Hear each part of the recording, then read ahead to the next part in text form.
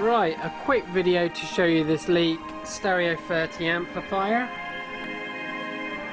Got a variety of inputs, as you can see, tone controls, tape button, filter knob, which happens to be very stiff, unfortunately. I've tried pushing it across and it's affecting the shape of the knob, so I don't really want to damage that. Anyway, I've got a nice volume control there. The balance works nicely. Obviously you've got treble there, a little bit crackly.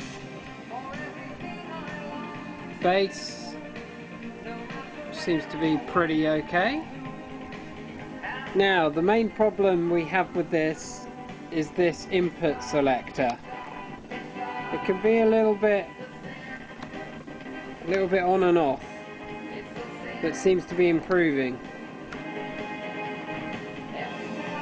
But as you can see on stereo, it may be a little crackly, but once it's okay, it's okay.